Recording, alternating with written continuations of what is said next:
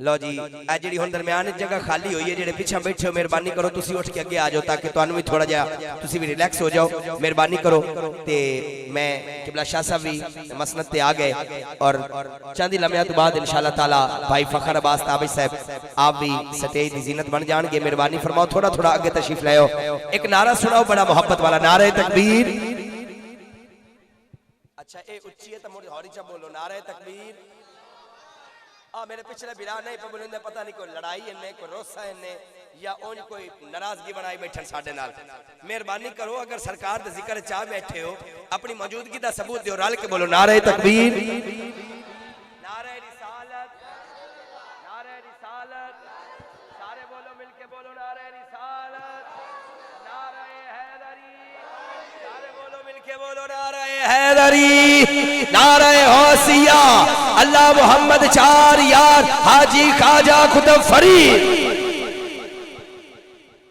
अल्लाह पाक हम सब की हाजिरी अपनी बारगाह में कबूल फरमाए।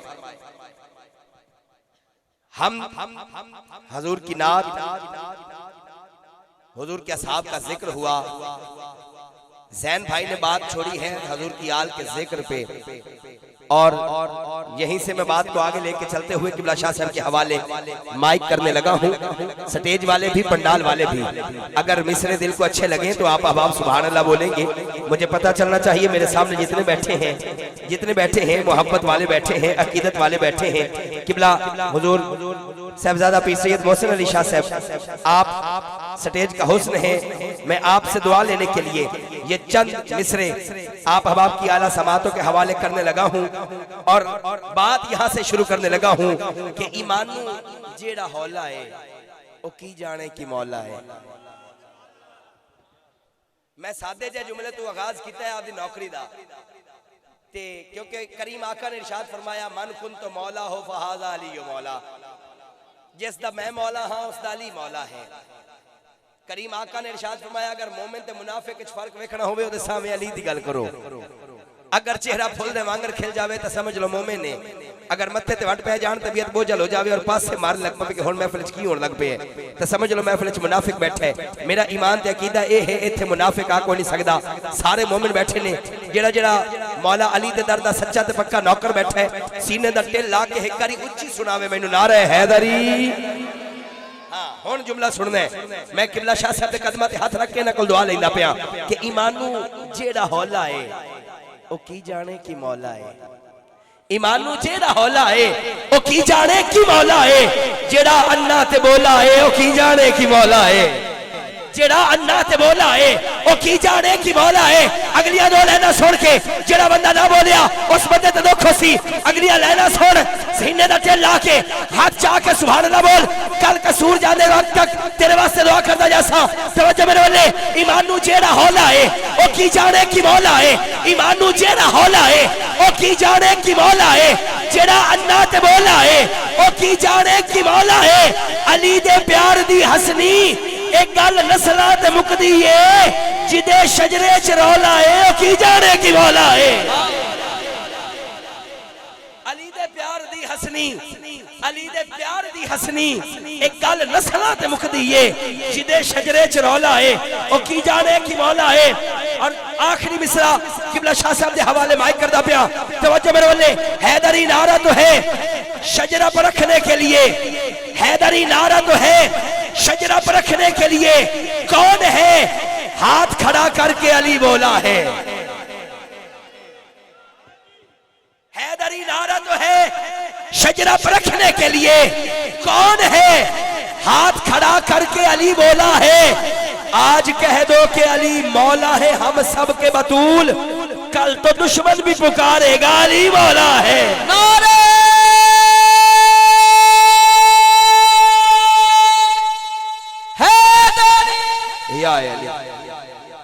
आज कह दो कि अली मौला है हम सब के बतूल, कल तो दुश्मन भी पुकारेगा अली मौला है। आबाब मोहतरम निहायत अदब के साथ एहतराम के साथ मुल्तमिस हूं मुजाहिद अहले सुन्नत फख्र सादात हुजूर किबला साहबजादा पीर सैयद मोहसिन अली शाह साहब बुखारी दामत बरकातुहुल कुद्सिया आप अपने कीमती मलफूजात के साथ हमारे कल्बो अज़ान को मुस्तफ़िज़ फरमाएंगे। और किबला शाह साहब के बयान के दौरान ही हमारे मोहतरम प्यारे भाई फ़ख्र अब्बास ताबिश साहब आप स्टेज का हुस्न बन जाएंगे। किबला शाह साहब के बाद मेरे भाई की हाजिरी होगी और उसके बाद हम सलात व सलाम पढ़ेंगे। बड़ी मोहब्बत के साथ आप अब आवाज़ बुलंद बोलिए नारे तकबीर, नारे रिसालत, नारे रिसालत, नारे रिसालत। सारे बोलो, मिलके बोलो, नारे हैदरी, नारे गौसिया, उलमाए अहले सुन्नत, मशाइख अहले सुन्नत।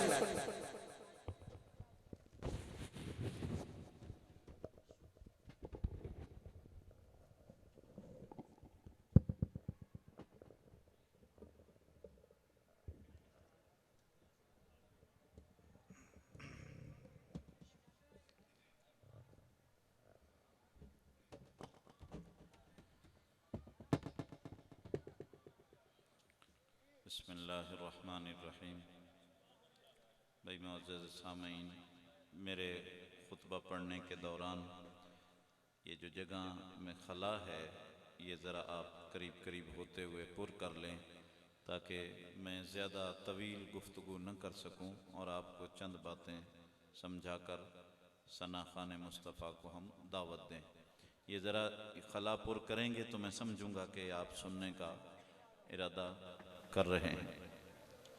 इन्नल हम्दलिल्लाह नहमदुहु व नस्तईनुहु व नस्तगफिरुहु व नऊज़ु बिल्लाहि मिन शुरूरि अनफुसिना व मिन सय्यिआति अमालिना मन यहदिहिल्लाहु फला मुदिल्ल लहु व मन युद्लिल फला हादिय लहु व अशहदु अल्ला इलाहा इल्लल्लाहु वहदहु ला शरीका लहु व अशहदु अन्न मुहम्मदन अब्दुहु व रसूलुहु।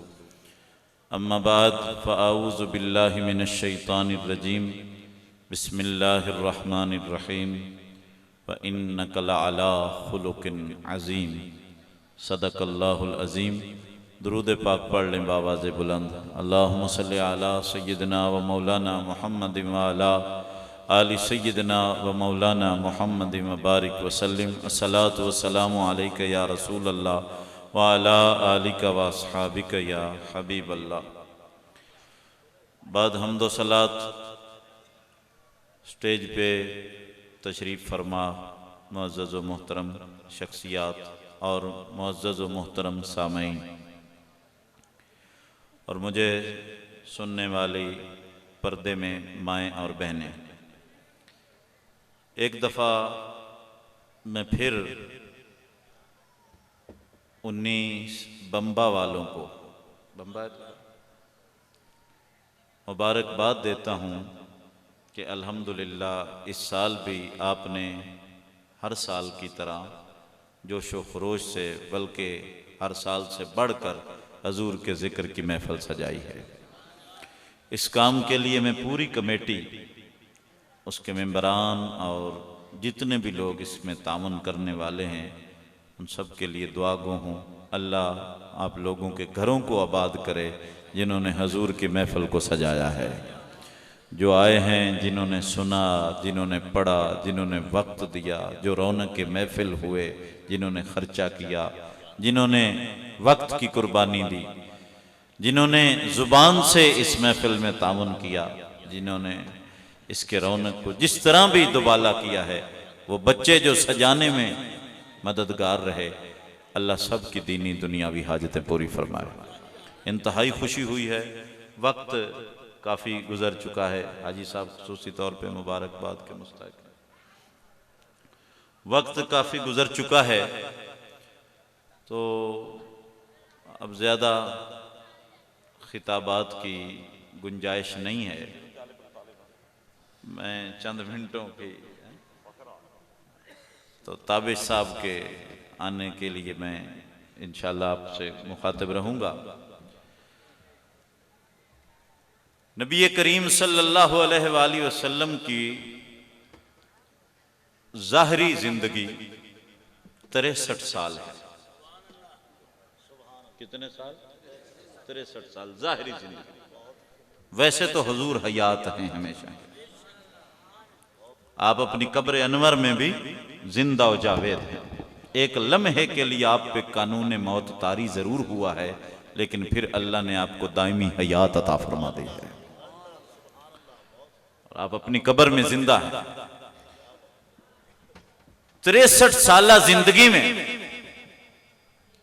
23 साल मेरे रसूल ने दीन के अहकामात बताए हैं और 40 साल मेरे नबी ने अखलाक सिखाया है।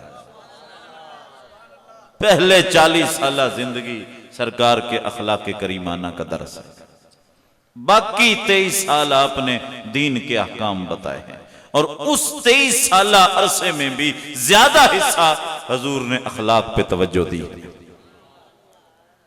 हर नबी अपनी नबुव्वत पे अपना मुजजा दलील पेश करता रहा। मूसा अलैहिस्सलाम ने फिरौन के सामने जाकर अपने असा को फेंका तो वो अजदहा बन के उनके सांपों को खा जाता है। आप वो असा पकड़ के फरमाते हैं, क्यों भाई, अब भी साबित हुआ है कि नहीं कि मैं रसूल हूं या नहीं हूं। हर नबी ने अपनी नबुव्वत पे दलील के तौर पे अपना मुजजा पेश किया है, लेकिन मेरे रसूल ने अपनी नबुव्वत पे अपना 40 साल किरदार पेश किया है, अपनी 40 साल जिंदगी का किरदार पेश किया है।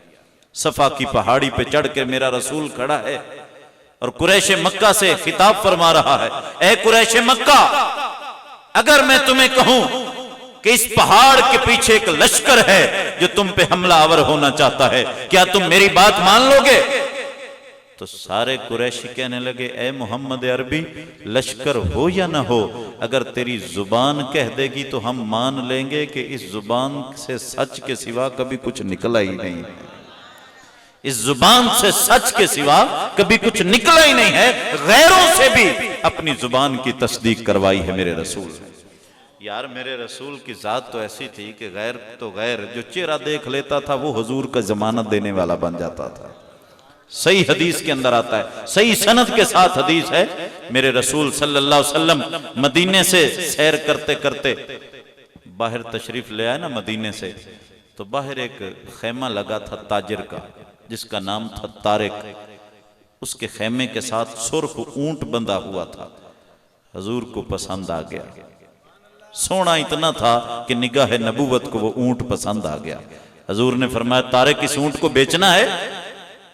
कहा जी बेच दूंगा, कितने देंगे? हुजूर ने फरमाया इतने दूंगा। कहा जी बिल्कुल मुझे मंजूर है। सरकार ने फरमाया सौदा हो गया, लेकिन एक मसला है।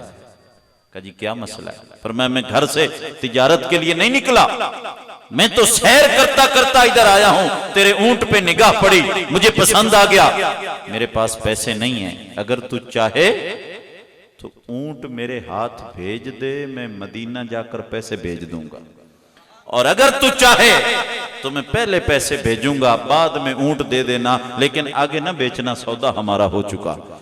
वो हुजूर की बातों में और सरकार के हुस्न में ऐसा खोया कि उसे याद ही ना रहा मैं क्या कह रहा हूं, ख्याल ही ना रहा। क्या लगा, नहीं जी नहीं, तुसी उठ ले जाओ, पैसे जाके भेज दे आज। सरकार ने ऊंट पकड़ा, चले गए। पहले तो हुजूर की जात में डूबा हुआ था, अब जब जलवा ज़ेबा नजरों से ओझल हुआ, वो सहरे हुस्न टूटा, तो अपने नौकरों से कहने लगा, भाई इस बंदे नूं जान दे आए कौन आ? उन्होंने कहा गल्लां तुसी करते रहे हो, पुछदे साडे तो, कम से कम तुम उससे नाम पता ठिकाना तो पूछ लेते। हमने अपना माल दे दिया और हमें यही नहीं पता कि उसका नाम क्या है, वो किस कौम का है, किस कबीले का है, पता नहीं मदीने का रहने वाला है भी या नहीं, कम से कम नाम ठिकाना और पता तो पूछ लेना था। नौकरों ने क्या जवाब दिया जरा सुनने के लायक है। एक कहने लगा, सरकार मैंने पूछना तो था, पर मैं तो उसकी आंखों में डूबा रहा, इतनी हंसी थी कि कुछ याद ही नहीं रहा। वो रहे नजर के जो सामने, बस देखते ही रहे उन्हें, वो चले गए तो पता चला मेरे दिल में कितने सवाल थे। वो चले गए तो पता चला मेरे दिल में कितने सवाल थे, मैं तो उसकी आंखों में डूबा रहा, इतनी हंसी थी कि कुछ याद ही नहीं। दूसरा कहने लगा, मैंने भी पूछना था, पर मैं तो उसकी बातें ही सुनता रहा, हर जुमला दिल में उतार रहा था। तीसरा नौकर कहने लगा, मैंने भी पूछना था, पर मैं तो उसका मुस्कुराना ही देखता रहा। जब वो मुस्कुराता था तो उसके दांतों से नूर निकल रहा था और सामने के पहाड़ भी रोशन हो रहे थे। वो आखन लगा, अकीदत मुहब्बत दियां गल्लां छड्डो, ये दसो मेरे उठ दा की बनसी, असल मुद्दे पे आओ। वो कहने लगा मेरे ऊंट का क्या बनेगा, कहीं ऐसा ना हो उसने एक बड़ा दर्दनाक जुमला बोला, कहने लगा कहीं ऐसा ना हो मेरा ऊंट ही गसब न कर लिया जाए। जब उसने गसब का लफ्ज कहा तो खैमे के अंदर उसकी बीवी बैठी थी तारिक की, उसने पर्दा हटाया, अपने खामन से कहने लगी तारिक खबरदार, अगर उसने पैसे न दिए तो पैसे मुझसे ले लेना, लेकिन गसब का लफ्ज कहकर उस हस्ती की तौहीन न कर। उसने पैसे न दिए तो पैसे मुझसे ले लेना, लेकिन गसब का लफ्ज कहकर उस पाकीज़ा हस्ती की तौहीन न कर। तारिक ने जब ये सुना तो कहने लगा तू जो जमानत दे रही है लगता है तू उसे जानती है। कहा जानती तो मैं भी नहीं, जानती तो मैं भी नहीं कि कौन है। कहा फिर जमानत कैसे दे रही है? तू जो जमानत दे रही है तू जानती नहीं उसे, तो जमानत तूने कैसे दे दी? कहने लगी तारिक जब तुम बातें कर रहे थे एक मीठी सी आवाज मेरे कानों में पड़ी, दिल ने कहा देखूं तो सही जिसकी आवाज इतनी हंसी है वो खुद कैसा है। बस मैंने खैमे का पर्दा हटाया और तारिक खुदा की कसम मैंने वो चेहरा देखा है जो झूठ बोल ही नहीं सकता, इसलिए उसका चेहरा ही उसकी जमानत दे रहा था। मैं तो उसका चेहरा देखकर उसकी जामिन बन गई। तो 40 साल सरकार ने अखलाक सिखाए हैं। दुश्मन जुबान से सुनकर कहता था तुझसे सच्चा कोई नहीं है, कोई चेहरा देख लेता था कि ये चेहरा किसी झूठे का नहीं हो सकता। यार बीवियां नहीं मानती बंदे को, क्यों जी? बीवियां हाफिज मोहम्मद हुसैन दी तो मंदी उसी साड़ियां तो कोई नहीं मंदियां। बीवियां नहीं मानती। बाहर बंदा गौस पाक हुंदा ते घर च जो हालत होंदी हो तुहानू पता सारा। बुलेंदे नहीं ने पे चेहरे तो तुहाडे दसेंदे पैण भी की बनदा है ते की नहीं बनदा। तवज्जो है? बीवियां नहीं मानती। वड्डियां वड्डियां घरां दी हालत असीं जानने हैं। ख्वाजा सुफियान सौरी वलियों में एक बड़ा नाम है, अहले इल्म जानते हैं ख्वाजा सुफियान सौरी को। औलिया डिपार्टमेंट की, वलियों के डिपार्टमेंट की सफ़ें बनाई जाएं तो पहली सफ़ का वली है ख्वाजा सुफियान सौरी। उसकी हालत ये थी कि उसका एक मुरीद आया पूछने के लिए, दरवाजा खटखटाया तो माई साहबा बड़ी सख्त थी। कहा कौन है? कहा जी मेरे किबला आलम हुजूर ख्वाजा खाजगानू मिलना है। केड़ा किबला ते केड़ा काबा, तमाशा बना रखा तुसा? वो मुरीद बड़ा कांपा, उसने कहा ये मेरे किबले का तो घर का ही किबला दुरुस्त नहीं है, तो ये क्या बनेगा? उसने कहा जी हुजूर किदे हैन मैं उन्होंने मिलना है। डरते हुए माई साहबा से दूसरा सवाल कि मेरे हुजूर हैं कहाँ, मैंने उन्हें मिलना है अपने मुर्शिद। कहने लगी होगा कहीं इधर जंगल में मुंह उठाए फिर रहा होगा, घर में तो आता कोई नहीं। उस आख्या बस इतनी सुनिए, अगा नाम पीर साहब की तारीफ घनी सुनिए। निकले आओ तू हजरत को तलाश करने के लिए। ख्वाजा सुफियान सौरी वलीउल्लाह है, अल्लाह का वली। देखिएगा आप आगे उसकी शान आ रही है। तो वो घर से निकला मुरीद, माई साहबा से डरता हुआ जान छुड़ा के निकला अपने मुर्शिद को तलाश करने के लिए। तो शेख आ रहे थे, ख्वाजा सुफियान सौरी शेर पे सवारी करते आ रहे थे और सांप को पकड़ के डंडा बनाया हुआ उसे मारते आ रहे थे। शेर भी इताअत कर रहा था, सांप भी इताअत कर रहा था। जिस दी शेर ते सप वर्गे दरिंदे भी मनदे ना, ये डिंगियां पसलियां उन्हां दी भी नहीं मनदियां ने। समझ आ गई गल दी? इस वास्ते हजूर ने फरमाया औरत टेढ़ी पसली से पैदा हुई है, इसने टेढ़ा रहना है। सीधा करना चाहोगे तोड़ बैठोगे, तोड़ना क्या है? तलाक दे दोगे। लिहाजा कानून न चलाए करो। हुजूर ने फरमाया नरमी का मामला करो। की मतलब? कदी मन लिया करो, कदी मना लिया करो। घर फतवों की जुबान से नहीं चलते, घर कानूनों की जुबान से नहीं चलते, घर फकत मोहब्बत की जुबान से चलते हैं। घर फकत मोहब्बत की जुबान से। मैं जो मजमून बयान कर रहा था मैं उसी तरफ आ रहा हूं, ये दरमियान से एक मसला आ गया। तो घर मोहब्बत की जुबान से चलते हैं, घर कानूनों से नहीं। कानून न बनाया करो घर च, मुहब्बत दो अपनी बीवियां नूं, सारे घर आबाद रहणगे। और मेरी गल सुनो, घर नूं चलाण वास्ते कदी हरना भी सिखिया करो। जितण जितण हर कोई खेडे हारुण खेडे कोई हूं, कदी हरना भी सिख। नबी करीम सल्लल्लाहु अलैहि वसल्लम, अबू दाऊद शरीफ की हदीस है, अपनी बीवी हजरत अम्मा आयशा सिद्दीका के साथ जा रहे हैं सफर पे, साहबा भी साथ हैं, सहरा था। फरमाया साहबा चले जाओ आगे। जब साहबा आगे निकल गए अपने ज़ौजा अम्मा आयशा को फरमाया, दौड़ लानी मेरे नाल, मेरे साथ दौड़ लगानी। अपनी बीवी के साथ खेले हैं हुजूर, और खेडना सुन्नत है अपनी बीवी के नाल। वो खेड सही होवे, इन्हां विच कढ़ लो ताश तजुआ खेलने लग जाओ। खेलना घर में आंखें बंद करना या दौड़ना, ये सुन्नत मुस्तफ़ा है। फरमाया आयशा मेरे साथ दौड़ना चाहेगी? कहा जी दौड़ ले। जब दौड़ लगी ना तो अम्मा आयशा आगे निकल गई। वाह जी वाह, उंज नबियां दे सिरदार इने ते दौड़ च मेरे तो पिछा रह गए। फरमाया कर लेने हिसाब किसी दिन पूरा। फिर एक मौका आया तो सरकार जा रहे थे सफर में, अम्मा आयशा भी साथ थी, साहबा को भेज दिया आगे। जब नजर आना बंद हो गए, फरमाया आज फिर दौड़ लानी? कहा लगा लें जी, पहले भी तो दौड़े थे आप, लगा लें दूसरी बार भी। जब दूसरी बार दौड़ लगी तो हुजूर आगे निकल गए। फरमाया आयशा हिसाब बराबर हो गया, हुण मेणा ना पई मारी, हिसाब बराबर हो गया। क्या मतलब?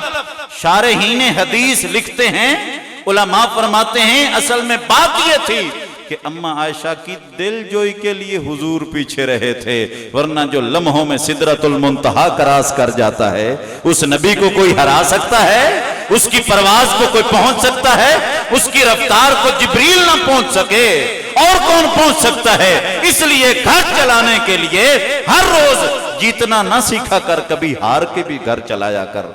इसलिए घर जो है फतवों से नहीं चलता, घर कानून से नहीं चलता, घर फकत मोहब्बत की जुबान से चलता है, घर फकत प्यार की जुबान से चलता है। तो इसलिए ये बीवियां नहीं मानती बंदे को, सारा जमाना मान लेता है। अब जब वो मुरीद ख्वाजा सुफियान सौरी का माई को गया ना पीर नू लभण, तो पीर साहब आ रहे हैं, शेर पे सवारी कर रहे हैं, सांप को डंडा बनाया हुआ उसे मारते आ रहे हैं।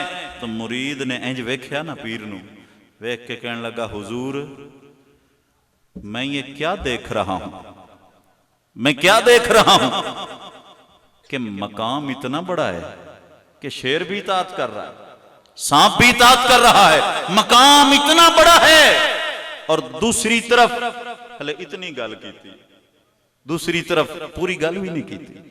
मकाम इतना बड़ा है और दूसरी तरफ हले इतनी गल की थी नहीं। फरमाया बेलिया किते घरों तो नहीं होके आ गया? जी घरों होके आया खड़ा।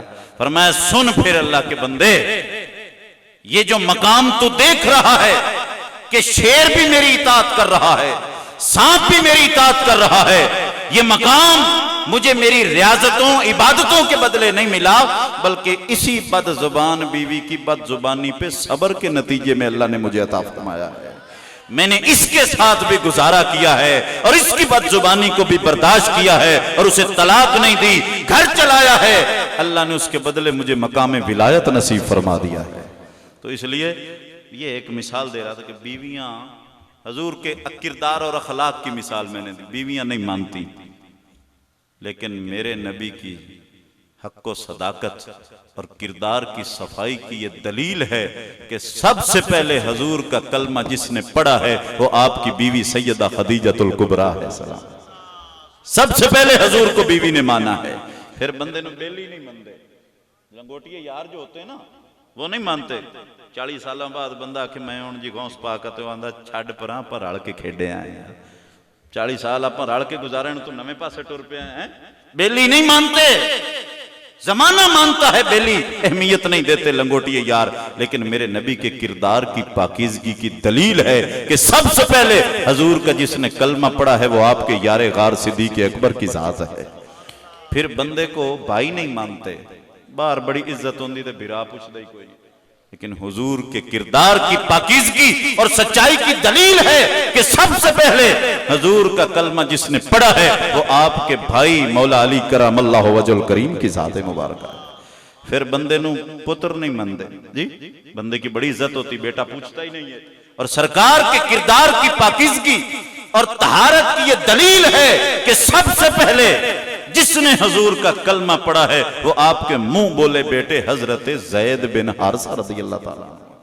ये चारों रिश्ते, बीवी, दोस्त, भाई, बेटा, ये चार वो रिश्ते हैं जो आखिर तक बंदे को नहीं मानते और दुनिया इज्जत देती है और ये कुछ नहीं समझते, लेकिन सरकार का सबसे पहला कलमा पढ़ने का शर्फ इन चारों रिश्तों को नसीब हुआ है। ये दलील है मेरे सरकार के किरदार की, इसलिए 40 साल हजूर ने किरदार सिखाया। कौन है जैद भला? एक साहबी का नाम है पूरे कुरान में। मेरी गल तो समझ आ रही है? एक साहबी का, बड़ा मजा उसी गल सुनो तो। एक साहबी का नाम हजरत जैद का। सहाबा की शान है कुरान में, लेकिन नाम फकत एक सहाबी का जिसे जैद कहते हैं। ये जैद कौन है? इस बच्चे जितना छोटा बच्चा था, 5-7 साल का, डाकुओं ने अगवा कर लिया, अगवा करके बेचा। अम्मा खदीजतुल कुबरा के भतीजे ने खरीदा, खरीद कर अम्मा खदीजा को तोहफे में दे दिया। ऐ जी तुहाडे कम काज करया करेगा। जैद किन के पास आ गया? अम्मा खदीजा के पास। अम्मा खदीजा की उम्र 40 साल की थी। तवज्जो है? हजूर दी उम्र कितनी? सरकार की उम्र 25 साल। अम्मा खदीजा की 40 होगी तो हुजूर की 25 होगी। ये उसूल रख लें ज़हन में। अम्मा की उम्र कितनी है? 40 साल। सरकार की उम्र कितनी है? 25 साल। उस जमाने में अम्मा खदीजतुल कुबरा को किसी ताजर की जरूरत थी जो मेरा माल ले जाए और माल बेचे जाकर। कोई सादिक और अमीन बंदा चाहिए था। किसी ने बताया अबू तालिब का भतीजा है, बड़ा पाकीज़ा इंसान है, बड़ा हसीन भी है, अमीन और सादिक भी है, उसे अगर माल देंगी तो वो बेच आएगा। अम्मा खदीजा ने हुजूर को बुलाया, अपना माल सरकार के हवाले किया और कहा जाएं जी मुल्क शाम ले जाएं, बेचें, दूसरों से 2 गुना नफा दूंगी। सरकार अम्मा खदीजा का माल लेकर चले। सैयदा खदीजा ने अपना एक गुलाम मैसरा साथ लगा दिया कि जा मैसरा वेंदा रवी ताजर के वेंदा है। मैसरे ने क्या देखना था, वो तो देखता ही रह गया। जब धूप तेज होती थी तो बादल साया करने आ जाते थे, किसी सूखे दरख्त के नीचे बैठ जाते तो वो सरसब्ज व शादाब हो जाता था। मैसरा तो देखता रह गया। जब शाम पहुंचे, ये जुमले जाया ना करना, शाम में एक बड़ा दरख्त था, बोहड़ का, बरगद का बहुत बड़ा दरख्त। उसके साए के नीचे ताजर अपनी दुकानें सजा के बैठते थे। जब सरकार पहुंचे तो ताजरों ने सारा साया वो जो था कब्जे में ले रखा था और वहां दुकानें अपनी। मेरे नबी ने दरख्त से हटकर, थोड़ा दूर हट के, धूप पे ही सरकार ने अपने ऊंट बिठाए, उनसे बोरियां उतार कर हजूर ने धूप पर ही बैठकर दुकान सजाई। बस जैसे ही मेरे नबी दुकान सजा के बैठे, वो दरख्त वहां से चला और चलता चलता आकर उसने अपना साया हुजूर पे फैला दिया। जब ये मंजर देखा तो वहां का ईसाई पादरी दौड़ता हुआ आया, का मुझे लगता है आप वो रसूल हैं जिसकी खबरें ईसा अलैहिस्सलाम दिया करते। का तुझे कैसे पता चला? का मैं हमने अपनी किताबों में पढ़ा है कि दरख्त और पत्थर सिर्फ नबियों के लिए चला करते हैं और किसी के लिए नहीं चला करते। इस दरख्त का चलना बता रहा है कि तू वो रसूल है जिसकी खबरें ईसा अलैहिस्सलाम दिया करते थे। लिहाजा मैं मिन्नत करता हूं कि आप शाम से आगे ना जाएं, यहूदियों को पता चला आपको शहीद कर देंगे। वापस सरकार वापस तशरीफ लाए। अम्मा खदीजा ने जो दसिया गया ना, बड़ा नफा आया है जी, बड़ा कमाल का ताजर है, बड़ा सादिक है, बड़ा अमीन है। तो अम्मा खदीजा ने निकाह का पैगाम भेज दिया सरकार की तरफ। तवज्जो है ना, समझ, हुजूर की तरफ निकाह का पैगाम। मैं तुहाडी पर बैठा, मैं जब आपने इशारा कर दिया तो मैं गुफ्तगू खत्म कर दूंगा। मैं क्योंकि खिताब पहले हो चुका है और अच्छे खिताब तो बाद मेरे जैसे जाहिल ने तुसी लाई बैठे हो। तवज्जो है भाई? तो सरकारे तो आलम सल्लल्लाहु अलैहि वसल्लम को निकाह का पैगाम अम्मा खदीजा ने दिया है। 40 साल की उम्र, हुजूर की उम्र 35 साल की, हुजूर की उम्र 25 साल की। तो अम्मा खदीजा ने निकाह का पैगाम भेजा ना, तो आपने अपने चचा हजरत अबू तालिब से मशवरा किया। आपने फरमाया बेटा तेरी उम्र 25 साल है, उसकी उम्र 40 साल है, 15 साल का फर्क है। अगर किसी तरह ये मैनेज हो जाए तो फिर खदीजा से बढ़कर पाकीज़ा औरत पूरे मक्के में नहीं है। हजूर ने फरमाया चाचा मुझे सीरत चाहिए, मैं मैनेज कर लूंगा, लंबी उम्र की कोई परवाह नहीं है। अम्मा का निकाह हो गया। जब निकाह हुआ तो वही जैद जहेज में अम्मा खदीजा के साथ आ गए। अब सरकार का दस्ते शफकत मिल गया। हजूर ने हजरत जैद को अपना बेटा बना लिया। कुछ दिन बाद जैद के इलाके के लोग आए मक्के में, उन्होंने हजरत जैद को देखा, जाकर उनके बाप को बताया, तुहाडा जेड़ा बेटा खड़ी गया, गुम हो गया था, वो मक्के में देख आया हूं, बड़ा अजीम इंसान है मोहम्मद अरबी, उसकी चौखट पे पल रहा है, अगर तुम पैसे लेकर चले जाओ, जाहिर उन्होंने खरीदा है, कुछ पैसों में खरीदा है, पैसे लेकर चले जाओ और उन्हें उनकी कीमत दे दो तो वो तुम्हें तुम्हारा बेटा दे देंगे, जाओ। हजरत जैद के वालिद और आपके चचा बहुत सारा माल लेकर हुजूर की खिदमत में आ गए। कहा जी हमारा जैद आपके पास है? फरमाया हाँ मेरे पास है। कहा जी मैं उसका बाप हूं, ये उसका चचा है, हम अपने बेटे को लेने के लिए आए हैं, आपने जितने में खरीदा है हम उससे दुगनी कीमत देने के लिए तैयार हैं, आपने जितना परवरिश पे लगाया है हम उससे भी दुगनी कीमत देने के लिए तैयार हैं, हमें हमारा जैद वापस कर दें। हुजूर ने फरमाया मैं जैद को बुलाता हूं, अगर वो तुम्हारे साथ जाने के लिए तैयार हो गया तो मैं 1 रुपया भी नहीं लवांगा, और अगर वो ना जाए तो फिर मुझसे मेरा जैद जुदा ना करना, मैंने भी जैद को अपना बेटा बना लिया। आपके बाप कहने लगे जी बिल्कुल ठीक है, हमें मंजूर है। जाहिर उन्हें यकीन था कि बेटा बिछड़ा हुआ है, जब बाप को देखेगा तो जरूर चलेगा, उसे मां की याद तो आती होगी। जब हजरत जैद को बुलाया गया तो आकर बाप के सीने से लगे, बाप के गले में बाहें डाली, मां की हालत पूछी। हुजूर ने फरमाया जैद पहचान लिया है? कहा ये मेरा बाप है, ये मेरा चचा है। फरमाया जैद ये तुझे लेने के लिए आए हैं, अगर तू जाना चाहता है तो मेरी तरफ से इजाजत है, चला जा, हम फिर भी मिलते रहेंगे, मोहब्बतों के ये रिश्ते कभी खत्म नहीं होंगे, हम फिर भी मिलते रहेंगे, अगर तू जाना चाहता है तो चला जा, लेकिन अगर तू रहना चाहता है तो मेरी चौखट भी तेरे लिए खुली हुई है। हजरत जैद ने अपने बाप को छोड़ा और आकर हुजूर के पास बैठ गए और कहने लगे बाजान मां को सलाम कहना और उसे कहना कि सुना था कोई मां बाप से बढ़कर प्यार नहीं दे सकता, लेकिन इस चौखट पे सारे मफरूजे गलत साबित हुए। जितना प्यार मुझे मोहम्मद अरबी की चौखट से मिला है ना कोई मां दे सकती है ना कोई बाप दे सकता है। मैं हुजूर का दर छोड़ के कहीं नहीं जाने वाला। ये अखलाक करीमाना थे जिसकी वजह से बच्चे अपने माँ बाप को छोड़ देते थे हजूर की शौक में। आइए अगर आपका ज़ौक बना हुआ है तो एक किस्सा ना सुनाऊं आपको, सच्चा किस्सा बुखारी शरीफ की हदीस से, झूठी कहानी नहीं सुना रहा, हदीस का किस्सा सुना रहा। सरकार की मजलिस लगती थी, सहाबा किराम का चुरमट होता था, उसमें एक यहूदी बच्चा भी हुजूर की खिदमत में आया करता था। आकर बैठता, सरकार की जात की तरफ देखता रहता, हुजूर के काम काज करता। सरकार कोई चीज लेने के लिए भेजते तो भाग के आ गया, या रसूलल्लाह मैं ले आता हूं। सरकार के काम काज करता, हुजूर भी उससे मोहब्बत करते, उसके सीने में इश्क रिसालत का चिराग जलता रहा। लेकिन वो था यहूदी, जब घर जाता तो घर का माहौल ही कुछ और था। रसूल कौनैन को उसके घर में गालियां दी जाती थी, उसका बाप नबी रहमत का जानी दुश्मन था।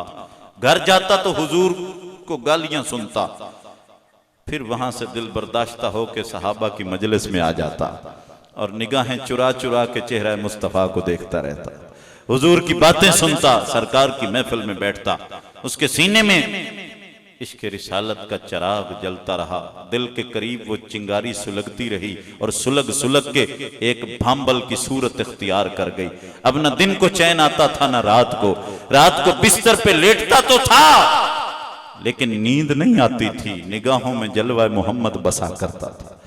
लेटता तो था लेकिन उसका दिल जिस्म में नहीं होता था, कूचा यार का तवाफ कर रहा होता था। आजम चिश्ती ने कहा था कूचाए यार में होगा कहीं मसरूफ तवाफ, कूचाए यार में होगा कहीं मसरूफ तवाफ। दिल अगर सीने में होता तो धड़कता होता, दिल अगर सीने में होता तो धड़कता होता। का दिल यहां नहीं है, इथे होवे आ तो कोई आवाज ते आवे आ, नहीं आ रही तो लगता है कूचा यार का तवाफ करने के लिए गया हुआ।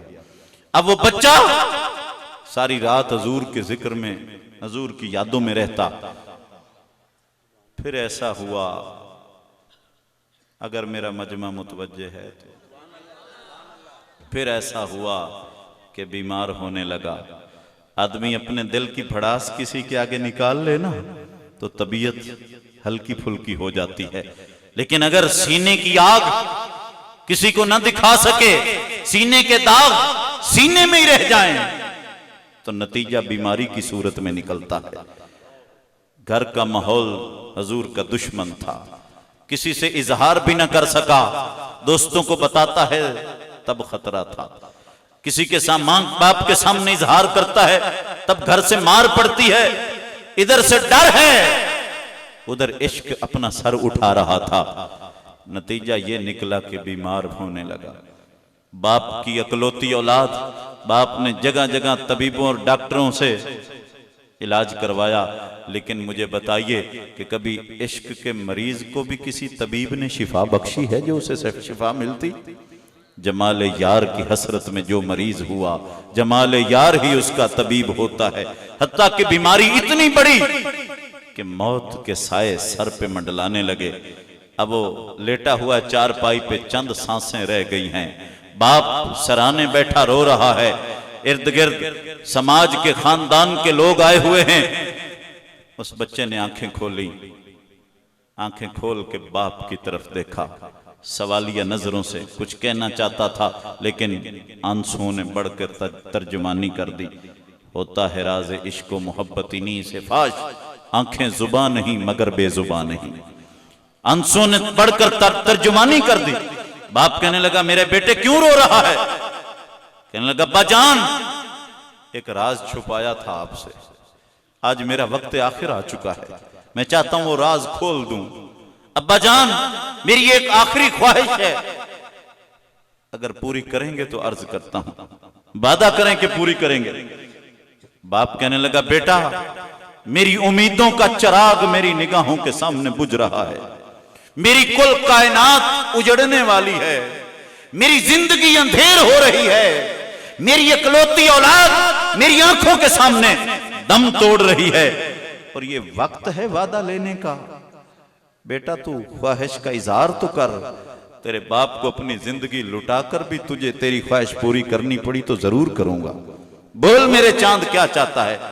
तो कहने लगा अब्बा जान, फिर जरा दिल थाम के सुनिए कि जिस रसूल कौनैन को हमारे घर की चार दीवारी के अंदर गालियां दी जाती हैं, बरसों से उसी की मोहब्बत का असीर हूं, उसकी मोहब्बत का चिराग मेरे सीने में जलता रहा, मैं आप पे जाहिर न कर सका, और आज इश्क कारसा ने ये हालत कर दी है कि मैं चंद सांसों का मेहमान रह गया हूं। अब्बा जान, खुदा के लिए मेरी आखिरी ख्वाहिश ये है कि हुजूर मस्जिद नबवी में होंगे, अपने सहाबा के जुर्मट में जाइए, जरा उन्हें बुला लीजिए कि आखिरी वक्त मुझे अपना दीदार अता कर दे। उनका दीदार हो जाएगा, मेरी रूह सुकून से परवाज कर जाएगी, मैं हुजूर को देखकर मरना चाहता हूं।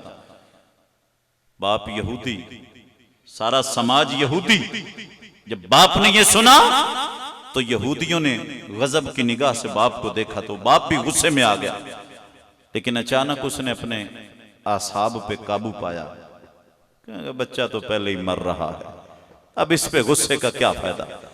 कहने लगा बेटा, मुझे पता है ये यहूदी लोग मुझे अपने मजहब का गद्दार कहेंगे, लेकिन मेरे सीने में गोश्त का टुकड़ा है बेटे, मेरे सीने में पत्थर नहीं है, मैं भी आखिर एक बाप हूं, मैं ममता के हाथों मजबूर हूं। बेटा मैं अपने मजहब का गद्दार तो कहलाऊंगा, लेकिन तेरी ख्वाहिश के लिए मोहम्मद की चौखट पे जा रहा हूं। वहां से उठा हुजूर के पास आया, ऐ मोहम्मद अरबी, मेरा बेटा बरसों से आपकी मोहब्बत का असीर था, उसने ये राज हम तक भी फाश नहीं होने दिया, और आपके इश्क ने उसे बीमार कर दिया, चंद सांसों का मेहमान रह गया है, उसकी ख्वाहिश है कि आप उसके सराने आकर उसे दीदार अता फरमा दें, ताकि उसकी रूह सुकून से परवाज करे। अगर जहमत गवारा करें तो मैं लेने के लिए आया हूं। हुजूर ने सहाबा की तरफ देखा, सहाबा ने कहा या रसूलल्लाह, वही बच्चा जो आपके नालैन उठाया करता था, आपके लिए काम काज किया करता था, आपके लिए दुकान से सौदे लाया करता, आपकी खिदमत किया करता था। हुजूर ये उसी का बाप है। सरकार ने फरमाया वो तो मेरा आशिक था। चलो सहाबा इश्क व मोहब्बत के उस मुसाफिर का दीदार करके आते हैं। हुजूर भी चले, सहाबा भी चले। जब सरकार सराहने पहुंचे तो उसकी आंखें बंद हो चुकी थी, गोया उसकी रूह जा रही थी। लेकिन जब हुजूर आ जाएं तो किसी फरिश्ते की जुर्रत है कि वहां से रूह ले जा सके। सरे बाली मिल जाए जो कदम की आहट, रूह जाती हुई शर्मा के पलट आती है। हुजूर ने आकर पेशानी पे हाथ रखा, उसने आंखें खोल दी। हुजूर ने फरमाया बेटा कैसा है? उसने कहा हुजूर आप आ गए, सारे दुख ही दूर हो गए। आंखों से आंसू की लड़ियां बह निकली। हुजूर ने फरमाया क्यों रो रहा है? या रसूल अल्लाह रोता इसलिए हूं कि जब दुनिया में दीदार की तड़प उठती थी, कभी दरख्तों के पीछे खड़े होके, कभी दीवार के पीछे, कभी सहाबा की मजलिस में छुप छुप कर आपका दीदार कर लिया करता था। मैं मर रहा हूं यहूदियत पे, आप जन्नत के आला दर्जे में होंगे और मैं जहन्नुम में जाऊंगा। अगर वहां उस जहान में कहीं दीदार की तड़प उठ खड़ी हुई तो मैं आपका दीदार उस जहान में कैसे करूंगा? ये चीज मुझे रुला रही है। हुजूर ने फरमाया बेटे मेरे कलमे की गवाही तू दे दे, यहां से लेकर आज की घड़ी से लेकर जन्नत में दाखिल करने तक मोहम्मद तुझे अपनी जमानत में ले लेता है। जब हुजूर ने जमानत दी, उस बच्चे ने अपने बाप की तरफ देखा, सवालिया निगाहों से, गोया पूछ रहा है अब्बा कलमा पढ़ लूं। तो उसका बाप फट पड़ा, कहने लगा बेटा तेरी मोहब्बत जीत गई, मेरी दुश्मनी हार गई। बेटा इससे बढ़कर अर्जमंदियों की और सादत मंद घड़ी क्या होगी कि कौनैन का वाली तेरे सराहने खड़े होके तुझे जन्नत की जमानत दे रहा। मेरी तरफ से इजाजत है कलमा पढ़ ले। उस बच्चे ने हुजूर का कलमा पढ़ा, कलमे के साथ ही उसकी रूह निकली। अब वो यहूदी कहने लगा ए मोहम्मद अरबी ये जनाजा अब मेरा नहीं है, इस्लाम की मुकद्दस अमानत है, इसे ले जाइए। जिस तरह से आपने इसे गुस्ल देना है, कफन देना है, जनाजा पढ़ना है, अपने मजहब के मुताबिक कीजिए। अब ये जनाजा मेरा नहीं है, इस्लाम की मुकद्दस अमानत है। मेरे घर की बजाय आप इसे अपने दर से उठाइए। हुजूर ने फरमाया सहाबा इश्क व मोहब्बत के इस खजाने को कंधों पे उठा लो। आज इसका जनाजा इस यहूदी के घर की बजाय मोहम्मद अरबी की चौखट से उठेगा। आशिक का जनाजा है जरा धूम से निकले, महबूब की गलियों से जरा घूम के निकले। फिर मदीने में उस बच्चे का जनाजा उठा और इस धूम से उठा कि हुजूर चल रहे हैं तो आप अपने पंजे जमीन पे रख के चल रहे हैं, एड़ी जमीन पे नहीं लगा रहे। एक सहाबी ने पूछ लिया या रसूल अल्लाह पूरा पांव क्यों नहीं रख रहे? फरमाया इस आशिक के जनाजे पे इतने फरिश्ते उतर रहे हैं कि मुझे पूरा पांव रखने की जगह ही नहीं मिल रही। फिर किसी को कब्र में चाचा उतारे, किसी को मामा उतारे, किसी को दोस्त उतारे, किसी को बुजुर्ग हाफिज कुरान आलिम, हाँ जी मुफ्ती नेक लोग उतारे। वाह रे किस्मत, तेरी कब्र में अल्लाह का रसूल उतरा हुआ है। हुजूर उतरे और फरमाया अपने भाई को मेरे हाथ पे दो। सरकार ने उसे कब्र में लिटाया, लिटाकर जब बाहर निकले तो पसीने में शराबूर थे। यार बातनी तौर ते तो कब्र हजूर आना ही आना है, जिदी कब्र जहरी हजूर उतर गए वो जन्नत का बाग नहीं बनेगी तो और क्या बनेगी। वहां फिर अजाब का डेरा भी आ सकता है जिसमें हुजूर उतरे हों। सरकार जब निकले तो पसीने में शराबूर थे। अर्ज की साहबा ने अर्ज की या रसूल अल्लाह इतनी तकलीफ उठाई? फरमाया नहीं ये तकलीफ की वजह से पसीना नहीं आया, बल्कि उसके चेहरे की ज़ियारत करने के लिए हुराने कुद्स के इतने काफले उतर रहे हैं उसकी कब्र में कि उनके नूर की वजह से मुझे पसीना आ गया है। और पसीना आना भी था कि सरकार के पसीने के चंद कतरे उसके कफन पे टपकने थे ताकि क़यामत तक उसकी कब्र को के लिए खुशबू का भी तो इंतजाम होना था। तो जिसने इश्क किया है वो नवाजा गया है। कोई चेहरे के आशिक हुए, कोई रुखसार के आशिक हुए, कोई किरदार के आशिक हुए, कोई जुबान के आशिक हुए, कोई दस्ते मुस्तफा के आशिक हुए, कोई हजूर की आंखों के असीर हुए। 40 साल किरदार सिखाया, 23 साल अहकामात दीन, और उसमें भी बड़ा हिस्सा सरकार ने दीन के अहकाम बताए हैं। बेकसों की मदद करते थे। एक वाक्य सुनावा तो हदीस का सच्चा वाक्य। यमन से एक यमनी अराशी कबीले का आदमी, अराशी एक कबीला यमन का, अराशी कबीले का आदमी यमन से आया अपने ऊंट बेचने के लिए मक्के में। अबू जहल ने उसके ऊंट खरीद लिए और पैसे देने से इनकार करने लगा। कल आ जाई, परसों आ जाई, हफ्ते बाद आ जाई, है नहीं कोई नहीं। यही होता है ना बदमाशों का तरीका, है नहीं कोई नहीं, चल। अब वो बेचारा यमनी मुसाफिर था, दर दर की ठोकरें खाने लगा। कभी किसी को कहे कि अबू जाल तू मेरे पैसे ले दो, वो कहे हम कैसे लेकर दे सकते। बड़े बड़े सरदारों के पास गया, मुझे पैसे लेकर दो, वो कहेंगे नहीं जी अबू जाल साढ़े सारे चू बड़ा बदमाश है। बंदे भी उसके पास ज्यादा हैं, बदमाशी में भी वो सबसे बढ़कर है, हम उससे पैसे नहीं लेकर दे सकते। वो मक्के का सरदार है, हम उसके सामने दम नहीं मार सकते।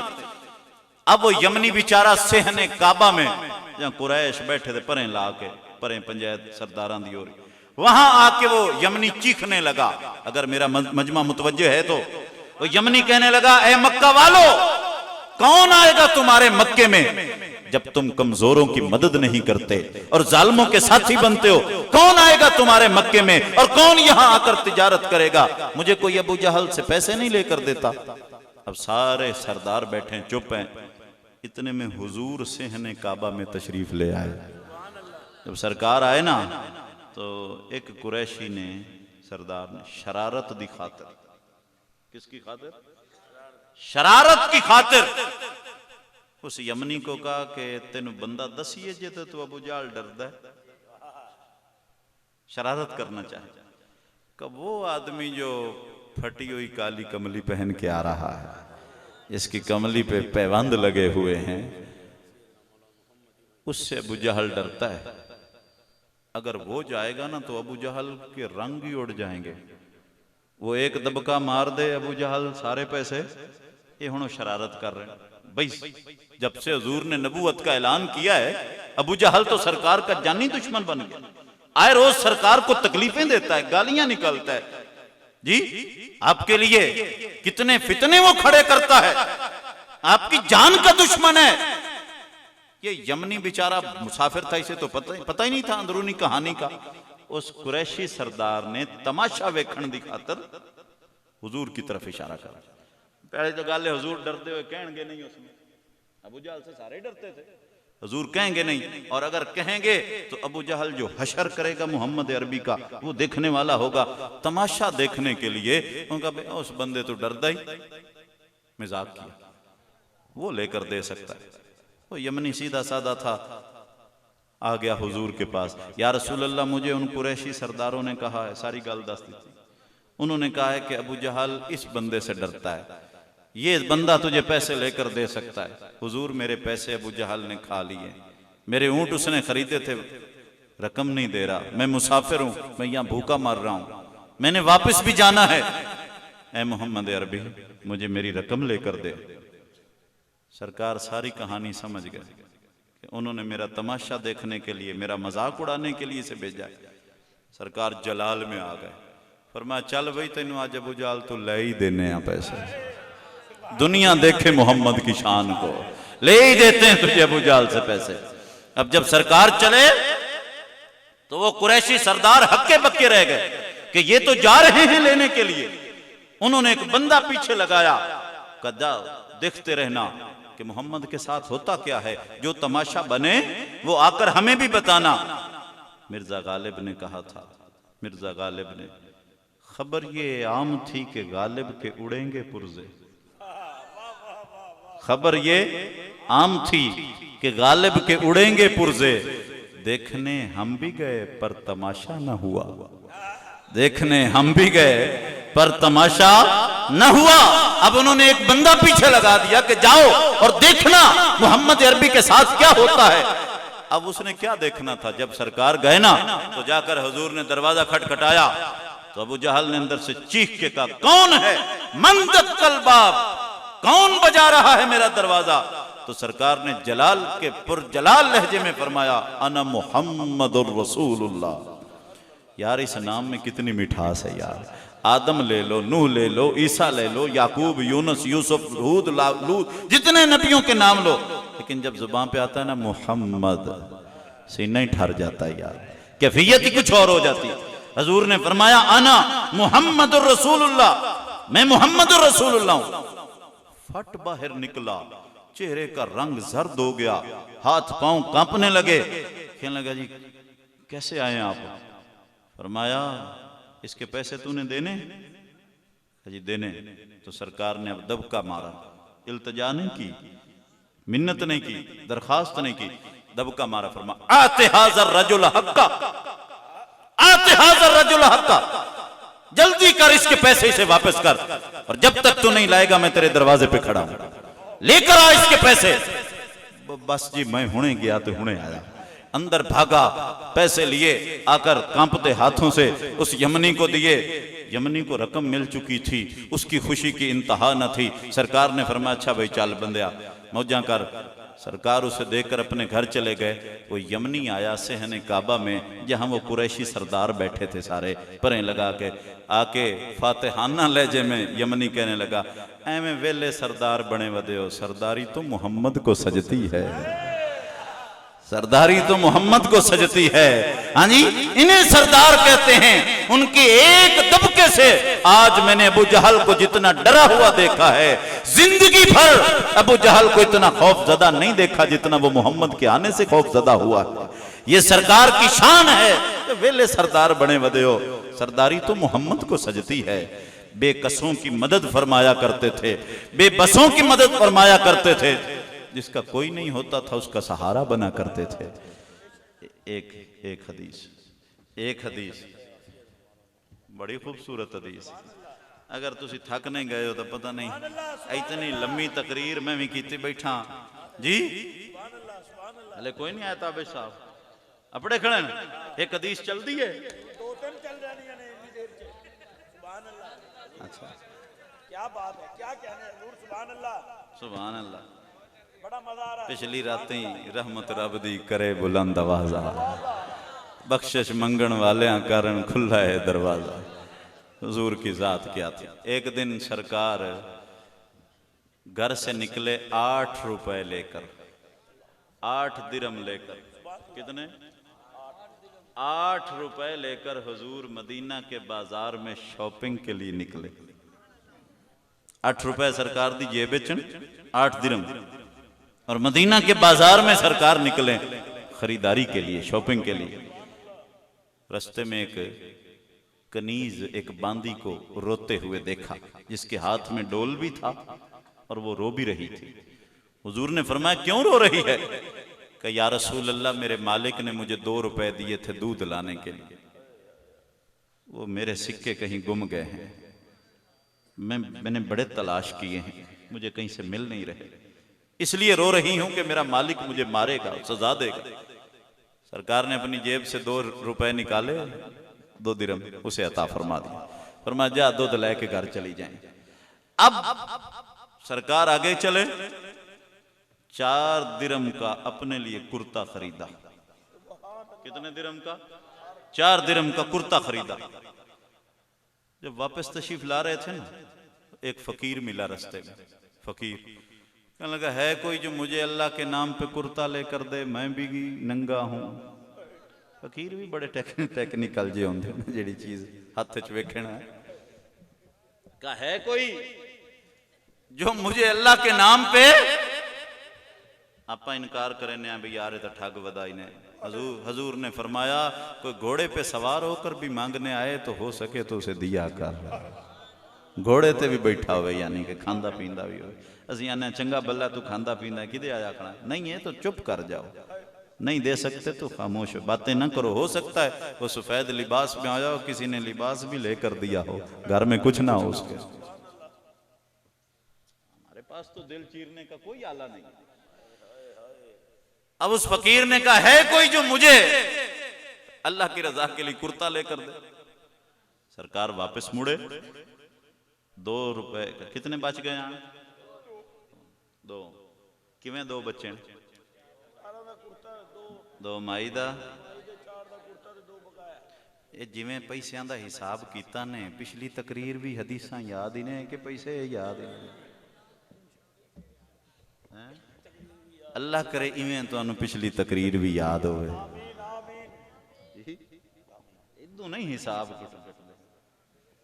बहरहाल सुनो भाई तवज्जो से, अब सरकार पीछे गए, 2 रुपए जो बचे थे उसका एक कुर्ता खरीदा। इस हदीस को जब मैं पढ़ता हूं ना तो मेरा एक विजदान कहता है कि वो कुर्ता शायद उसको लंबाई में या साइज में पूरा नहीं होगा, वरना हुजूर अपनी चीज ही अता फरमा दिया करते थे। 2 रुपए का कुर्ता खरीदा, वापस आए उस फकीर को दिया, और फिर जब वापस आए ना तो वो कनीज जहां मिली थी वहीं खड़ी है, लेकिन अब उसके पास दूध है, दूध से डोल भरा हुआ है, लेकिन फिर वहीं खड़ी है और परेशान है। फरमाया अब क्यों खड़ी है, अब तो तुझे दूध मिल गया, जा चली जा अपने घर। वो कहने लगी या रसूल अल्लाह मैं सुबह से निकली हूं घर से, मेरे पैसे गुम गए थे तो मैंने कई चक्कर ढूंढने में कई मर्तबा आई हूं गई हूं, ढूंढते ढूंढते मेरे कई घंटे लग गए, मैं कई मर्तबा मैंने चक्कर लगाए हैं, हुजूर इतनी देर हो गई, अब मुझे दूध तो मिल गया है, लेकिन देर होने की वजह से मेरा मालिक मुझे फिर भी मारेगा कि तूने इतनी देर कहां लगाई है। मैं उसे सारी बात भी बताऊंगी तो वो मुझ पे यकीन नहीं करेगा। गुलामों कनीजों की बात पे कौन यकीन करता है, वो मुझे मारेगा, वो इसको कहानी समझेगा। लिहाजा मैं इसलिए डर रही हूं कि अब मैं कैसे जाऊं वापस। लाहौर दा किराया तो कोई नहीं देंदा, राह हर कोई दसदा है, हजूर किराया भी देंदे ते पड़ा भी आउंदे ने। समझ आ गई ना, ये गल्लां अपने वास्ते, सरकार की जात एकदम अलग है। सरकार ने जब उसे ये देखा तो फरमाया अच्छा चल मैं तेरे नाल चलना ते तेरी सिफारिश भी करके आना। उसके साथ चले, वो एक दूर मदीने से अंसार की बस्ती में ले गई, वहां एक घर था, का या रसूल अल्लाह ये मेरे मालिक का घर है। सरकार ने फरमाया बाहर खड़ी रहो, तूने नहीं जाना अंदर, मैं बात करता हूं। सरकार ने दरवाजे पे खड़े होके बाबा से बुलंद फरमाया अस्सलामु अलैकुम व रहमतुल्लाहि व बरकातुहू। ए घर वालों तुम पे सलामती भी हो, अल्लाह की रहमतें भी हों, अल्लाह की बरकतें भी हों। जब सरकार ने बुलंद आवाज से सलाम फरमाया, भला हजूर दी आवाज वर्गी भी किसी दी आवाज हो सकती? सरकार की आवाज के साथ किसी की आवाज मिलती थी? जैसे ही हुजूर ने फरमाया, घर वालों ने फौरन पहचान लिया। घर में मर्द नहीं थे, औरतें थीं। एक औरत ने सुना तो दूसरी को कहने लगी खुशकिस्मत हम, आज मोहम्मद की आवाज हमारे दरवाजे पे आ रही है, ये तो हुजूर की आवाज है, जल्दी दौड़ो आओ। सारियां एक दो ने इशारा कीता, दरवाजे के पीछे आके खड़ी हो गई, और दरवाजे के अंदर छेद थे ना, छेद चीर, उनमें से झांक के देखने लगी, बाहर कायनात की रहमत खड़ी है, अल्लाह का पाक रसूल खड़ा है, साकी कौसर उनके दरवाजे पे खड़े हैं। उन्होंने आहिस्ता से जवाब दिया, सारी औरतों ने वालेकुम सलाम व रहमतुल्लाह खड़ी रही। हुजूर ने दोबारा बुलंद आवाज से फरमाया अस्सलामु अलैकुम व रहमतुल्लाहि व बरकातुहू। ए घर वालों तुम पर सलामती हो, अल्लाह की रहमतें हो, उसकी बरकतें हो। उन्होंने फिर बिल्कुल आहिस्ता दिल में कहा वालेकुम अस्सलाम व रहमतुल्लाह।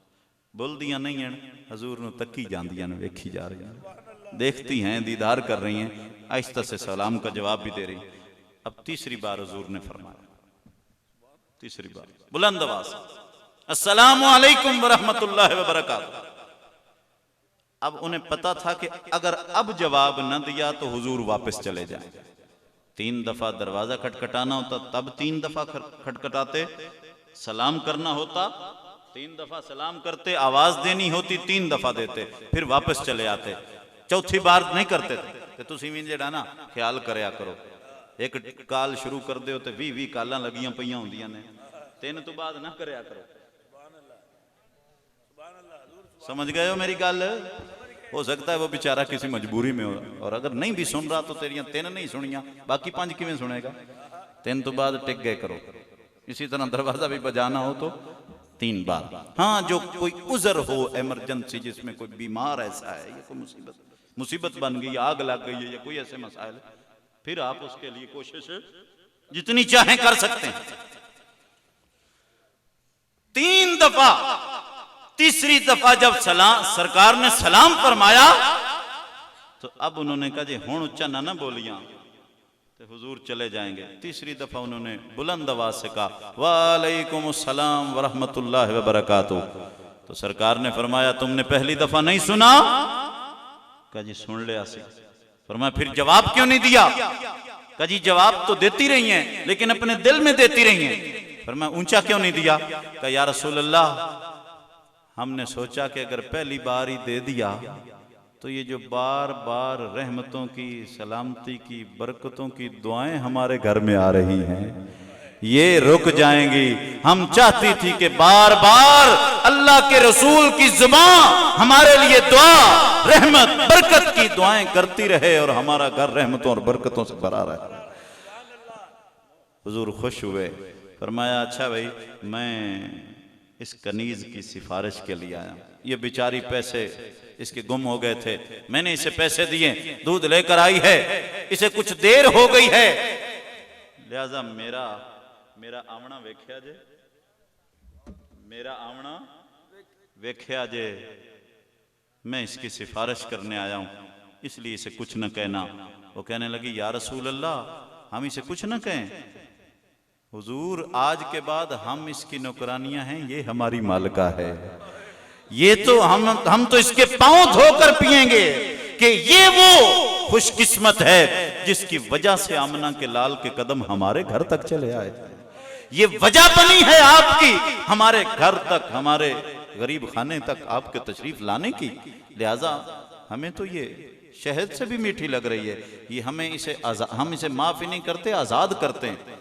तो सरकार इतने खुश हुए, वापस आ रहे थे और फरमाते जा रहे थे वाह वाह आज 8 रुपयों की तिजारत ने बड़ा काम दिखाया। किसी फकीर को कुर्ता मिल गया, किसी को आज़ादी मिल गई, किसी को कुर्ता मिल गया, किसी को आज़ादी मिल गई, किसी को कुर्ता मिल गया, किसी को आज़ादी मिल गई। ये बार बार फरमाते जा रहे थे, ये अखलाक करीमाना थे जिसका कोई, यार हजूर की शान के क्या कहने। मदीने में एक औरत थी जो सबको छेड़ती थी, जो भी गुजरता था उसे छेड़ती थी, लोग उसके शर से डरते थे, किसी को छेड़ा करते थी, हर एक को, बेहया औरत थी। एक दिन सरकार के पास से गुजरी तो हुजूर खाना खा रहे थे, तो हुजूर को भी छेड़ने लगी, अकेले अकेले ही खा रहे हो, फरमाया तू भी खा ले। वो तो हैरान रह गई, उसने कहा मुझे तो ये आगे से मारेंगे लेकिन इन्होंने मारने की बजाय आगे से मजीद मोहब्बत अता फरमा दी, तू भी खा ले। अब वो करीब आई, कहने लगी खाऊंगी तो सही लेकिन वो लुकमा खाऊंगी जो आपके मुंह में है। सहाबा कराम उठ खड़े हुए, कहा बदतमीज औरत, तुझे पता नहीं है दरबार मुस्तफा है, यहां का अदब भी तो चाहिए, तू किससे बातें कर रही है, हर एक को छेड़ती है, ये तो दरबार नबूवत है, अदब कर। वो कहने लगी खाऊंगी तो सही लेकिन वो लुकमा जो आपके मुंह में है वो निकाल कर देंगे तो खाऊंगी। सरकार ने फरमाया साहबा बैठ जाओ। जब बैठ गए ना, हुजूर ने अपने मुंह से वो लुकमा निकाला और उसे अता फरमा दिया। बस उसका वो लुकमा मुंह में रखना था, बेहयाई की जगह हया ने ले ली, फहाशी की जगह तकद्दस और पारसाई ने ले ली, और फिर वो ऐसी हयादार बनी कि पूरे मदीने में उस औरत के हया की मिसालें दी जाती थी, जिसे सरकार का एक लुकमा मिल गया था। गैरों को नवाजते थे, अपनों को नवाजते थे, बेहयाओं को हयादार बनाते थे, जो दुश्मन आता था उसे भी माला माल कर दिया करते थे। एक यहूदी आया और इस तरह हुजूर के गले में चादर डाल के ऐसे ऐसे दबाने लगा, ए मोहम्मद निकाल मेरा कर्जा।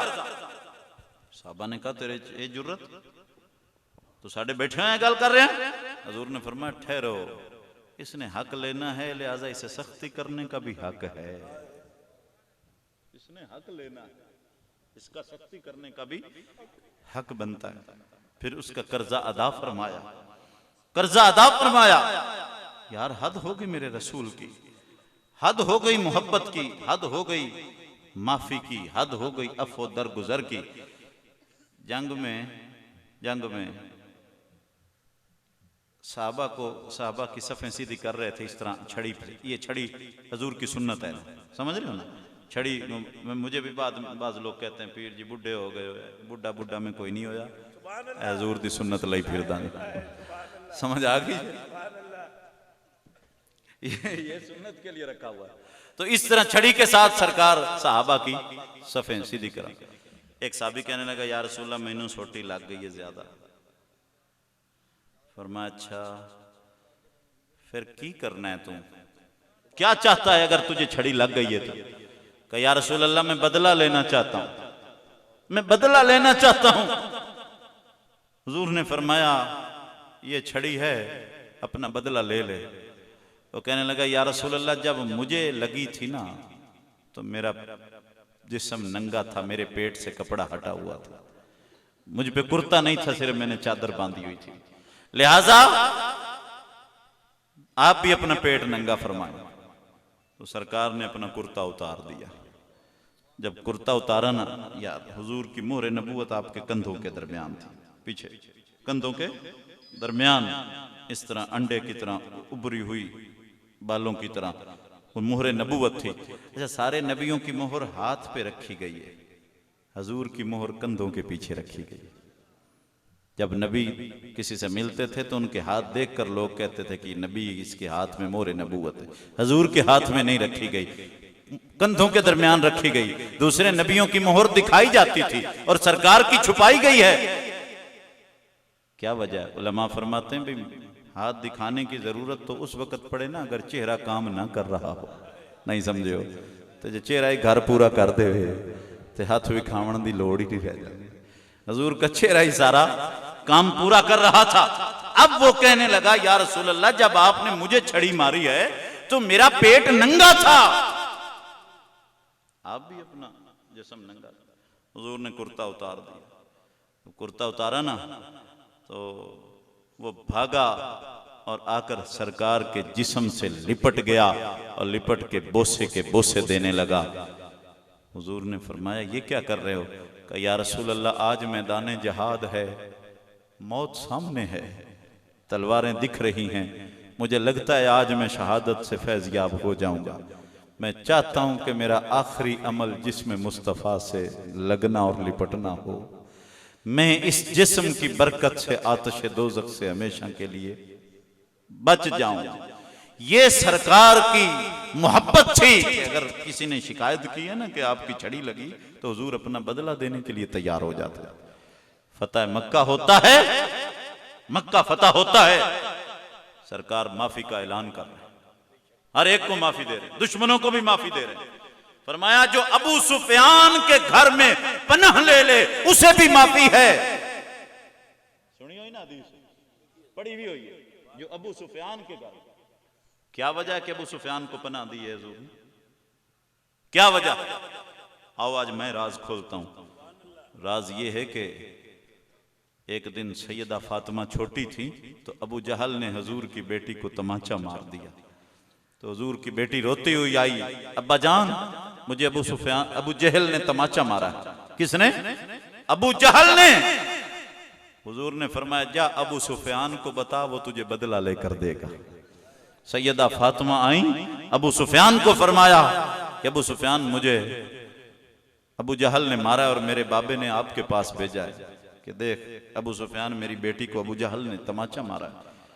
अबू सुफियान फौरन उठा और जाकर अबू जहल को गिरेबान से पकड़ लिया और कहने लगा की मसला है, क्या मतलब है? बेशक साड़ी दुश्मनी है मुहम्मद नाल, लेकिन असी उहदे खानदान दे असी मर नहीं गए कि तू साडे रिश्तेदार दी बेटी नूं तमाचा मारा। अबू जहल को पकड़ लिया और सैयदा फातिमा को कहा मार इसके मुंह पे उसी तरह जिस तरह इसने तुझे मारा है। सैयदा फातिमा ने रख के मारा अबू जहल के और मुस्कुराती हुई घर आई। फरमाया अब्बा जी मैं अबू जहल दे चंगी छांडे आई हां। हुजूर खुश हुए सैयदा फातिमा के इस अमल पे। इस बात को मेरे नबी ने दिल में रखा कि अबू सुफियान ने मेरी बेटी की इज्जत की है, इज्जत की है। आज जब मक्का फतह होता है, वही अबू सुफियान जो सारी जिंदगी दुश्मन रहा, जो सारी जिंदगी दुश्मन रहा, मेरे रसूल ने ऐलान किया कि आज जो अबू सुफियान के घर में पनाह ले ले उसे भी माफी है, उसे भी, उसके लिए भी माफी का ऐलान है। अबू सुफियान के घर को पनाहगाह बना दिया। किस वजह से? कि आपकी बेटी की इज्जत का तहफ्फुज दिया था। जो सरकार की बेटी की इज्जत का तहफ्फुज करता है, सरकार उसके घर को मुसलमानों के लिए पनाहगाह बना देते हैं और दुश्मनों के लिए भी पनाहगाह बना देते हैं। और फिर देखिए बाद में आगे बात चल रही, मक्का फतह हुआ, सबको माफी दे रहे हैं, अबू सुफियान को माफी, दीगर कई माफ कर दिए गए, हत्ता के वाशी माफ कर दिया गया। वाशी जानते हो कौन है? जिसने हजरत अमीर हमजा को शहीद किया था। हजरत बिलाल हबशी दा रिश्तेदार इलाके दा बंदा, वो भी हबशी, हजरत बिलाल भी हबशियां। ते जेड़ी बिरादरी होंदी ना, बिरादरी है एक कावां नूं ही प्यारी होंदी। की तवज्जो है ना, एक कावां नूं ही प्यारी होंदी। हजरत बिलाल हबशी आ गए वाशी की सिफारिश लेकर, या रसूल अल्लाह ये वाशी आया है, इसे माफ कर दें, कलमा पढ़ना चाहता है। वाशी ने कलमा पढ़ लिया। हजूर ने फरमाया माफी है तुझे, लेकिन आज के बाद मेरी आंखों के सामने ना आना, तुझे देखकर मुझे अपना अमीर हमजा याद आता है, अपना चचा याद आता है। वाशी जैसे लोगों को माफ कर दिया। जो बात में करने लगा था जरा सुनने के लायक है। उस दौरान सबको माफी हुई, कईयों ने कलमा पढ़ लिया। एक 16-17 साल नौजवान था जिसका नाम है अब्दुल्ला जुल्बिजादैन। जुल्बिजादैन के दो चादरों वाला, दो चादरों वाला अब्दुल्ला जुल्बिजादैन। अब वो 17 साल नौजवान, चूंकि बचपन में था, बाप फौत हो गया, चाचे ने पाला, बकरियों का रेवड़ बना के दिया, हैसियत अच्छी कर दी, मालदार कर दिया। अब वो 16-17 साल नौजवान सेहने हरम में हजूर का दीदार करके अपने घर पहुंचा और अपने चाचे से कहने लगा। उसका चाचा हजूर का बड़ा दुश्मन था, सरकार का जानी दुश्मन था। अपने चाचे से कहने लगा, चाचा एक गल करा? कहा जी बेटा, क्या कहता है? कहा चाचा मेरा दिल करदा है आपां भी हजूर दा कलमा ना पढ़ लईए, हम भी हजूर का कलमा ना पढ़ ले। चाचा आग बगोला हो गया, कहने लगा खबरदार, तेरी जुबान पे दोबारा मोहम्मद का नाम ना आए, मेरे घर में उसका नाम आए, मैं कभी ये बर्दाश्त नहीं कर सकता, खबरदार दोबारा उसका नाम ना लेना। हजरत अब्दुल्ला कहने लगे, चाचा मैं तेरे तो वध सख्त बंदा कोई नहीं वेख्या, काश आज तू सहने काबा में जाकर देखता कि मोहम्मद किस तरह माफी दे रहा था। वो दुश्मनों को भी माफ कर रहा था, वो अपनों को तो नवाज ही रहा था, गैरों को भी नवाज रहा था। आज तो उसकी शान देखता तो तेरा दिल भी पिघल जाता। लेकिन लगता है अल्लाह ने तुझे हिदायत नहीं देनी, तेरे सीने में पत्थर है, पत्थर चाचा, तेरे सीने में दिल नहीं है। सारी दुनिया कलमा पढ़ रही है और तू इस तरफ आता ही नहीं है। चलो तू ना पढ़, मुझे तो पढ़ने दे। कहने लगा खबरदार भतीजे, तो ये मत भूल कि तुझे मैंने पाला है, तुझे ये बकरियां मैंने दी हैं, तेरी हैसियत मैंने बहाल की है, तुझे ये जो लिबास है तेरे जिस्म पे कपड़े ये भी मैंने दिए हैं। खबरदार अगर दोबारा मोहम्मद अरबी का नाम लिया। अब वो भतीजा खड़ा हो गया, कहने लगा चाचा तू पढ़ या ना पढ़, मैं तो हुजूर की जुल्फों का कैदी बनने जा रहा हूं, मैं तो जा रहा हूं हुजूर के दरे दौलत पर और मैं तो सरकार का कलमा जरूर पढ़ूंगा। चाचा मेरा जिस्म यहां है लेकिन मेरा दिल हुजूर के कदमों का तवाफ करता जा रहा है, मैं तो सरकार का कलमा जरूर पढ़ूंगा। बस मेरी गुफ्तगू भी खत्म हो रही है, जाया ना करना इस बात को। सना खाने मुस्तफा आ चुके हैं, चंद लम्हों की बात, अब ये मिनटों पे भी नहीं जाएगी। पीछे चला हुजूर के मक्के से मदीने का सफर। जब घर से निकला ना तो चाचे ने कहा अगर मोहम्मद का बनना है तो फिर मेरा सब कुछ दे दे। बकरियां भी ले ली, माल भी ले लिया, सब कुछ ले लिया, हत्ता के कहा ये लिबास भी उतार दे, कुर्ता भी उतरवा लिया, पैजामा भी उतरवा लिया, सारा कुछ ले लिया। हजरत अब्दुल्ला फिर भी चले हजूर की तरफ, जिस्म पे लिबास नहीं है। तो माँ ने जब ये देखा ना तो घर से ही माँ ने 2 चादरें बाहर फेंकी, कहा बेटा मैं तेरे सामने नहीं आ सकती, मैं औरत हूं, लेकिन ये चादरें रख ले, इनको लिबास बना ले। एक चादर को तहमद बना लिया, एक चादर को ऊपर ओढ़ लिया, मदीने का सफर शुरू कर दिया। 12 दिन सफर किया उसने पैदल। कहां सोया होगा, कहां खाया होगा, कहां पिया होगा। रास्ते में साया नाम की शाई कोई नहीं। कितनी तकलीफों में वो दिन गुजारे होंगे। 12 दिन चलता रहा और जब मदीने पहुंचा ना तो वो सारी चादरें मैली कुचैली इस तरह हो चुकी थी, जैसे फकीर नहीं होंगे पिन्नन वाले, इस तरह की फकीरों जैसी हालत हो गई। तो सीधा मस्जिद नबवी पहुंचा और रियाजुल जन्ना में जाकर, जहां हुजूर का दरे दौलत था, उसके करीब बैठकर बुलंद आवाज से कलमा पढ़ने लगा। बुलंद आवाज से ला इलाहा इल्लल्लाह की जल्लियां मारने लगा और जिक्र करने लगा। जब उसने बुलंद आवाज से जिक्र किया तो हजरत सैयदना उमर फारूक रदी अल्लाह ताला नु भागे और भागते हुए हजरत उमर आए और आके कहा, अब्दुल्ला, आके कौन है तू? तुझे पता नहीं है दर मुस्तफा है, हजूर के दरबार में बैठ के ऊंचा बोल रहा है, यहां तो ऊंचा बोलना मना है, आहिस्ता कर अपनी आवाज को। जब हजरत उमर ने झिड़का ना तो हुजूर घर से बाहर तशरीफ ले आए। फरमाया, उमर इसे करने दे जिस तरह जिक्र करता है। उमर ये अपना सब कुछ लुटा के मेरी चौखट पे पहुंचा। इसके लिए कानून और है, दूसरों के लिए और है। ये जिस तरह से भी करता है इसे करने दे, इसे ना रोक। ये अपना सब कुछ लुटा के मेरी चौखट पे आया है। अब 1 साल वो हुजूर के कदमों में रहा। साल के बाद जब सरकार गज़वा तबूक के लिए जाने लगे, कहने लगा जी मैं भी जाना है। सरकार ने दुआ की, अल्लाह अब्दुल्ला को दुश्मनों की तलवारों से बचाना। कहने लो जी मैं तुहाडे नां ते मरण जावना हा, तुसी मेरी हिफाजत की दुआ की खड़े, मैं तो आपके नाम पे कटने जा रहा था। तो सरकार ने इशारा लगा दिया, फरमाया अब्दुल्ला जो राह खुदा में जाए और वहां उसे बुखार चढ़ जाए और बुखार में मर जाए तो वो भी शहीद ही होता है। तो समझ गए कि मैं बुखार भी मुझे चढ़ेगा और इसी बुखार से मेरी वही हुआ। जब गज़वा तबूक पे साथ गया, बुखार चढ़ा और फौत हो गया। हजरत अब्दुल्ला इब्ने मसूद फरमाते हैं कि रात का वक़्त था, कब्र पे चिराग जल रहा था। एक तरफ हजरत उमर खड़े थे, एक तरफ हजरत अबू बकर सिद्दीक खड़े थे और हुजूर उसकी कब्र में उतरे हुए थे। और सरकार फरमा रहे थे, अबू बकर उमर उठाओ अपने भाई को और मेरे हवाले करो, मैं उसे कब्र में लिटाऊंगा। हजूर ने कब्र में लिटाया, जोड़ा संवारा रखा। अब्दुल्ला इब्ने मसूद फरमाते हैं, हम में से हर सहाबी ये तमन्ना कर रहा था कि काश हमारे आमाल ये ले ले और हमें ये कैफियत बदले में दे। हम इससे अपनी जिंदगी के अमलों का सौदा करने के लिए तैयार हैं। सच कहा है किसी ने, जिसे चाहे पिया बने वो सुहागन। वाखिर दावाना अनिल हम्दुलिल्लाह।